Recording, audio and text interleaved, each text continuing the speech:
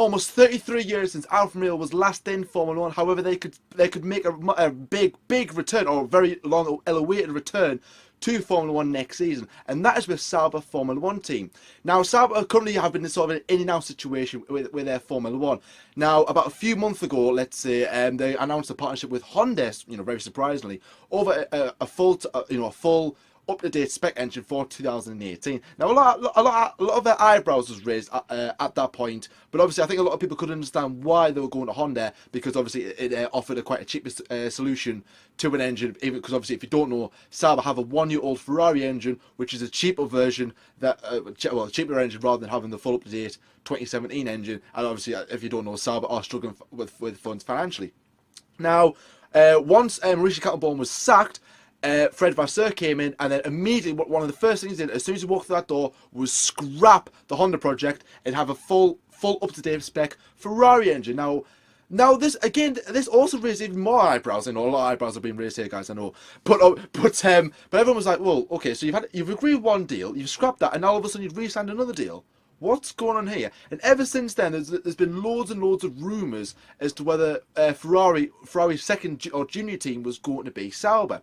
Now, everyone was saying that Ferrari's junior team was actually Haas, because obviously they're customer to Ferrari themselves. Obviously, Haas running Ferrari engines, but Haas said no, we're our own team, we're our own unique team. We're gonna go off on our own. So Ferrari kind of went, okay, not the Haas, and it kind of just looked at Sauber and went, okay, yous will do. So ever since this deal was announced, obviously with the Ferrari engine for 2018, there's been right, okay, they've got an engine, so now they've got very close ties with Ferrari. What's the next step? Now, obviously, the next step from the engine is obviously the drivers, the people who's going to be driving the car for 2018. Now, currently Sauber have two drivers, Marcus Ericsson, the Swedish driver, and German driver Pascal Wehrlein. Now, both these drivers are under a lot of pressure and pretty much aren't guaranteed their seats for next season. Well, some say anyways. Now, what we do realise is that Charles Leclerc is going to be a Sauber F1 driver next season, obviously reuniting that partnership with Ferrari. Pretty much kind of like, right, okay, we knew this was coming because Ferrari coming in with the Sauber engine, sending one of their drivers over to Sauber as part of the deal, pretty much essentially. And also as well, Charles Leclerc is heavily tipped to replace Kimi Räikkönen when he eventually retires at the end of 2018. So he's going to they're going to go out to Sauber. Well, Charles Leclerc is anyway, not Räikkönen.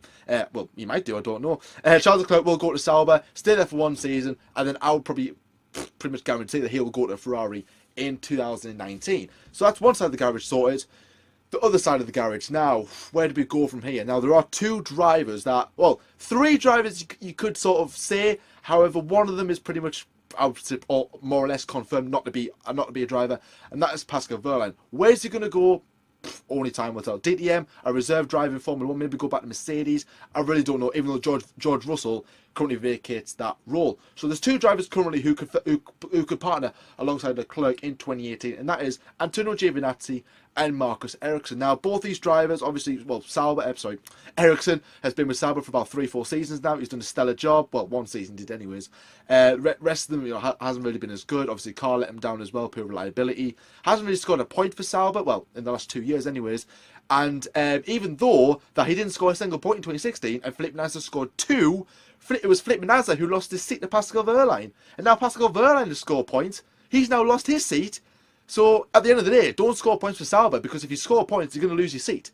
So, just keep that in mind for anyone who wants to drive for Sauber in the future. So, Ericsson, now, I think we have said this quite, a lot of times beforehand, is that Marcus Ericsson brings a lot of financial support to Sauber, which is crucial, which is very, very crucial for a team like them to have as much money coming into the banks as possible, to obviously to continue the team afloat, to keep them growing and progressing, and hopefully one day to get to the front. I really don't know, guys. So he's obviously, in there, but obviously Ferrari could also send the other test driver in Antonio Giovinazzi, the fellow Italian, who has done a couple of drives for Sauber. He drove the first 2 races, replacing Pascal Wehrlein. Coincidence? I think not. And obviously he's done a couple of tests for them. But even though he is Haas's reserve driver, and chances are he is tipped for a drive there in 2019. replacing obviously one of their current drivers. So it's all a bit higgledy-piggledy right now as to, you know, who's going where. Is it going to be Giovinazzi? Is it going to be Ericsson? You know, one of these drivers is going to get that seat. Now, we did make our predictions, even though I said Leclerc, and I think I said Pascal Wehrlein. I think I said, I can't remember what I said in my predictions, but I know Lyle did say Charles Leclerc, and I can't remember the other driver he said. He might have said Ericsson. I'm not too sure on that one. Have to relook that one. But if I had to go with someone, me personally, I would go with Giovinazzi because he's the better driver. However, I think in my head that they'll go with Marcus Ericsson because, as like we said, that he's brought in a lot more financial support. So obviously that's kind of the drivers covered. But what about Alfa Romeo? What role are they going to play? Well, obviously they're going to have a massive key role in the run, probably day-to-day run of the team. Maybe one day even buy Sauber and then run the own team altogether. Now, the last time they had a full works manufacturing team was in 1985, and that was a kind of mediocre season. And there's been loads and loads of rumours over and over the years, the 80s and 90s and, you know, the modern day era, that Alfa Romeo is set to make a return. Now, we don't know. We don't know if it's going to be with an engine. Obviously, with 2021, when those engine regulations was announced, Alfa Romeo was one of the car manufacturers set to have plans to have an engine. Probably going to either Ferrari or Haas or even Sauber, obviously the customer teams. But obviously those talks kind of broke down a bit. Obviously starting their own team, they don't really know. But they could be doing what Aston Martin are doing. You know, Aston Martin had a big role with Red Bull as a sponsor. Then they're going as a title sponsor, and they're set to supply their engines in 2021. Alfa Romeo, you know, title sponsor on the car. And like a sponsor on the car, that it could become Alfa Romeo Sauber F1, or then it could be Alfa Romeo Formula One altogether. We really don't know, but it's very, very exciting to see, as you know, a car manufacturer like Alfa Romeo to be possibly come back into Formula One, which is very, very exciting indeed. And obviously for us, you know, modern day Formula One fans, to see a legendary team like Alfa Romeo, who dominated the sport back in the 50s, guys, when Formula One had just began. So obviously, you know, brilliant, you know, really, really exciting to see, you know, Alfa Romeo hopefully return to the sport one day. So obviously, you know, Alfa Romeo linked to go with Sauber. It does make sense, obviously, with these Ferrari connections. Sending definitely one of their reserve drivers to Sauber, could send the other one, or could keep Marcus Ericsson. I think Alfa Romeo will have a big say in that, in terms of finances, in terms of, you know, backing and stuff like that. Obviously, sponsors is critical as well. What's your opinion on the overall situation with Sauber for 2018 right now? Now, obviously, yeah, as we said at the start of the episode, when they announced that they were going to be using a Honda engine, it was like, you're having a giraffe. Wow. You have to be joking. This can't be happening, obviously, especially after what they've done with McLaren and things like that. Obviously, sorry, McLaren fans.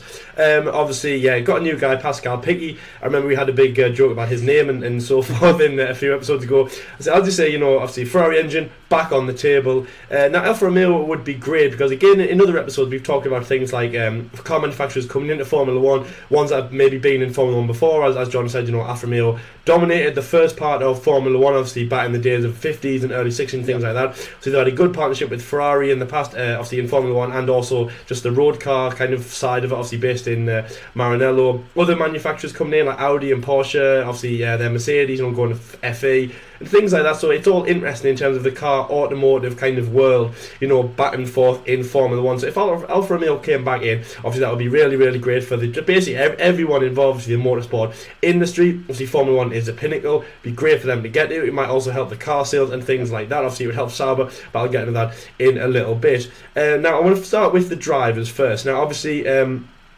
firstly, obviously our predictions that we made for 2018, a lot of them will have kind of fallen flat on their face, and obviously we'll be talking about that later on when we get into the Christmas break. And obviously, again, stay tuned later on in the episode when we talk about things like that going into the Christmas break. Now, drivers for Sauber. It is quite a funny little thing. It's a little bit like Daniel Kvyat and Max Verstappen. You know, when Kvyat is out, Verstappen scores points. If you score points for Sauber, you're out of a drive, and if you don't, you're safe. You know, flying with the radar as that. Ericsson, quite good, but obviously as we know, you know, he brings in a lot of Swedish finance and things like that. And I think he's just a good guy to have in. He has a big image, he has big popularity. He is a good asset for the team to keep a hold of, which it looks like they're going to. And to be honest, for 2018, I think that they will do. So I think that Ericsson will stay at Sauber. Now, Charles Leclerc, obviously really, really strong for that. He is definitely pipped for that seat. Be really, really strong. Giovinazzi, I think he will stay as a Haas reserve driver. Now, obviously, I know we're not really talking about Haas, but obviously, as John said, he'll stay with Haas for a few years, trying to, work on their car. Haas are also a Ferrari industry, like they're also a Ferrari manufacturing team, obviously using the Ferrari engine. So again, like Sauber, if working alongside, obviously working to progress, and hopefully hopefully Giovinazzi, for example, if he goes to Haas, if he stays at Haas, he will be able to work up to Ferrari. That's the same for Leclerc. So if he goes to Haas Sauber, I think it'll be great for Leclerc. And then I also think, as I say, Ericsson will be signed. So those two drivers are going to be really strong for 2018. But we do hope that Maurice Ericsson scores points, because I've got to say, 2 years without any points, it's not a great thing to have in Formula 1. You might keep your seat, but as I say, at least Pascal Wehrlein, we're not saying anything, but for example, he could go off in the sunset and retire, saying, I scored points for Sauber and Manor, and then obviously Felipe Nasser could say, well, probably very importantly for him, could say, we were like last place behind Manor in 2016 before I came in and scored 2 points in Brazil, and got us to the penultimate place, more money, and obviously probably avoided what Manor did, unfortunately, administrating out of Formula 1. So Alfa Romeo could definitely not save Sauber, but they could be a very good option for Sauber to go to. Now, there's a lot of teams using things like Ferrari and Renault and Mercedes engines. Well, I'd say that's the only engine that are on the grid at the moment. We used to have Cosworth engines and things like that. Obviously, we used to have other manufacturers coming in. This year's Honda, so those 4 engines there, but there's only one team using Honda at the moment. Obviously, that is McLaren. It's been like that for a few years, where we've only had things like Renault and Ferrari and Mercedes, and then you almost might be thinking, for example, the other Formula 1 fans out there who, they don't understand too much about the engines, they might be thinking, well, hang on a minute, we've got, 10 teams, how can they all be using only 3 options on the table? So if Alfa Romeo came in, that would be another engine for them to use. They would be Sauber Alfa Romeo. They would be using an Alfa Romeo engine, obviously a bit like, it'd help them, as I say, on the manufacturing side. And again, also it'd be another name into Formula 1 to help, because again, another episode we've talked about things like Audi coming in, Porsche coming in, how great Aston Martin with Red Bull, how great would that be to, promote their image? For example, if you want to look at a kind of a road car manufacturing unit coming into Formula 1 as a works team, look at Renault. Obviously, you think if they have road cars out there, they're not great, they're not at the style of Lamborghinis or anything like that, but they're in Formula 1 and they are a very high pinnacle. They now have a Formula 1 team, and obviously they've been supplying, Formula 1 teams with Renault engines, including obviously Red Bull Racing, who won 4 back in 2010. So that it definitely improves their image from their kind of from the car manufacturer's kind of point of view. It would also help Sauber, might bring in more money. And I just think it would be a great thing to have as well, because obviously in Formula 1 we love these, when the things like regulation changes, things like that, things to kind of make us go, hang on a minute, that looks really, really interesting. For example, a little bit like the new tyres that we have in. So at the moment, as I say, Pirelli in Abu Dhabi are bringing their 2018 range of Pirelli tyres out. I've got to say they are a little bit strange what they have at the moment. As we know, we already have things like the soft and the ultra soft. They were the new tyres, but now we have the soft, very soft, unbelievably soft, extremely soft, and I can't believe it's not soft. I can't believe it's soft. I can't believe it's soft. Bed style soft tyres, so it is quite, and the super hard as well, which you've got to say was quite fun. I was actually, before the episode came out, I actually found out that Force India apparently had tweeted this person back who had said, we should have these super hard tyres, and said something like, you can't see it on live TV, because I want to say it does sound very strange. Just imagine next year, like, on the telly, when you're watching Formula 1, like, and Lewis Hamilton comes into the pits, and he fits the super hard tyres, and it's like, oh my god, Lewis Hamilton is super hard, oh god. Right, let's move off that. That's something that John would say. Anyway, let's move off that. Yeah, so back to what I was saying, sorry, about Alfa Romeo and things like that. It'd be great for Sauber. I think the biggest thing that would basically work off this would just be Formula 1 in general, Jordan. It would give Formula 1 a better vibe to know that they have, it has just more stand, more credibility, it has another manufacturer in, which would be absolutely great. The two drivers will be happy, wherever they are. And again, as I say at the start of the episode, Alfa Romeo and Ferrari, great partnership through the years. So, if they're going to go from Ferrari, Leclerc and Ericsson and, people that are working towards a Ferrari drive, as you say, Leclerc might be in a Ferrari drive in, a few years when Raikkonen retires, or Vettel's kicked out, it doesn't matter, but, I think it just looked really good for Formula 1 to have an Alfa Romeo engine. It would work and yeah, I think it'll be really good for them. Not to mention, obviously, things like money, more sponsorship, and more publicity. So obviously, that's good news for Sauber. Obviously, they're not really struggling at the moment, but obviously there is a few things that need tweaking in their management and things like that. But they are getting more on top of it. For example, when the start of the year, when obviously it was a little bit like they weren't sure where they were going, they were losing funding, they weren't sure who the drivers were, and obviously, as I say, they did a terrible decision of signing with Honda. Anyway, so that is Sauber out of the way with. Now, the last thing that we're going to mention in this episode is our plans for Christmas. Now, as you know, obviously this is the last F1 debate show of 2017. I'm just going to pause now to just reflect on that. If you need any more time, just pause the video, please. It's It's tough. It's tough. It It's is. tough. It is. It's. As I say, It's hard to take in. I'll say, if you need more time, just pause the video. You can go back 10 seconds and watch us do that kind of little moment of solitude a little bit more in detail. Anyway, yes, obviously, unfortunately, as I say, last F1 debate show of the season. But we are going to still stay on until right until the end of the year. So obviously, these are our plans. So as you know, obviously, Abu Dhabi closes on Sunday. We then, a few days, and then obviously we enter December. Really exciting, obviously, Christmas decorations and things like that start, obviously, that great season. Now, last year, we did this thing called the 12 Days of Christmas I enjoyed it, I thought it was quite good. It was good to make. It was fun to make. Yeah, it was quite good. We hope that you enjoyed it, and obviously that's where we reviewed all the teams, obviously starting from Manor, obviously to Mercedes, and then did our Christmas Day special, which, to be honest, as John said, it was enjoyable to record. Now, these plans is obviously this Saturday is going to be the 25th. Then the next Saturday is going to be the 2nd of December. We're going to then miss that week. So obviously the F1 debate show will only be fortnightly from then. So the next episode where you'll see me and Jordan on will be on the Saturday the 9th of December. And then again we're going to miss the 16th out and then bring you the penultimate episode of the F1 debate show on the 23rd, which obviously is Christmas Eve. It'll feel very Christmassy and it'll be very raw to go. And then also as well, on that very special episode, if you remember last year on Christmas Day, we brought you the first ever, obviously Peyton Pendon as well, F1 Debate Show Awards, where we awarded, obviously, as it says in the tin, the F1 Debate Show Awards, went from the I think it was the Rookie of the Year to obviously the Driver and the Team of the Year. We're going to bring you that on the 23rd. So obviously again, very special as well, obviously very important. If you have any nominations, anything that you want to see get given out, anything that you want to be mentioned in the very special second edition of the F1 DS Awards, make sure to leave it in the comment section of this episode. Very exciting, and obviously that will be coming to you on the 23rd. And then on our final episode, which will be on the 31st, so that is New Year's Eve, 31st of December, that is New Year's Eve, we're going to be bringing you quite a long and intense episode where we are going to be reviewing the whole season from Australia to Abu Dhabi, including winter testing, including all the teams, all the drivers, every single thing from the highs and the lows that you need to know about the 2017 season. Almost the fact that you can just watch this episode and think, I'm not even going to bother watching the F1 DS throughout the whole year, which, by the way, we hope you do, especially if you find out things like the Friday Grid and the GE preview show, what's happening in those. So yes, that is our plans for the break. Obviously, a big resting period, obviously, for me and John, who have basically done the whole season, but really enjoyed it. So we hope you guys have enjoyed us watching as well. And yeah, just basically letting all the Formula 1 news sink in. John, have you got anything to add about our plans over Christmas, our holiday period plans? Not 12 days, but something that, should be very much celebrated like last year's.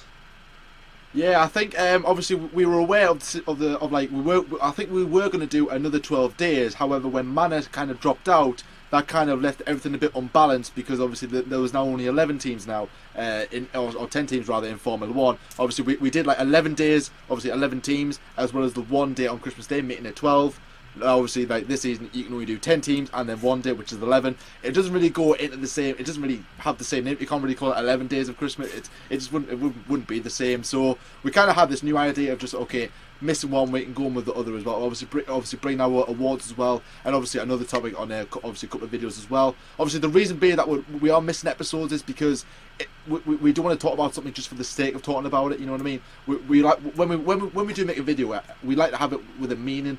obviously about a certain topic that's happened during the week of Formula One, or if nothing's happened, we just bring up a topic that, like, you know, that has been debatable, I don't know, Facebook or Twitter or any form of social media. But obviously there's going to be nothing really from probably Abu Dhabi till about, I would say, about mid-January, when more drivers get announced, obviously when car launches get released, winter schedule and stuff like that. So obviously building up to the 2018 Formula 1 season, but obviously I'm looking forward to them. But I'm looking forward to me and Lyle reviewing the 2017 season, talking about, as like Lyle said, the highs and lows. That's going to be a very good episode as well. Obviously something that we've never really done before in a video sense of way. So obviously stay tuned for that to make sure what it is about. But obviously this is where I can wrap up this episode. Thank you very much for watching. It has been a pleasure as always. But obviously this is our last episode of the 2017 Formula 1 season.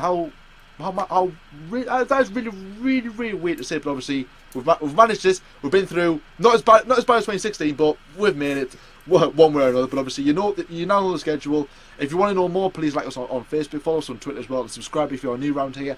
If you have liked this video, please give a like as well. And obviously if you want to interact with us, obviously, you know, tweet us, send us a message on Facebook, or even comment below anything of your opinions that we've mentioned on this episode as well. And if you do like obviously our Christmas schedule, then please let us know in the comment section below. But anyways guys, we've been there for the Debate Show, and until next time, we'll see you later.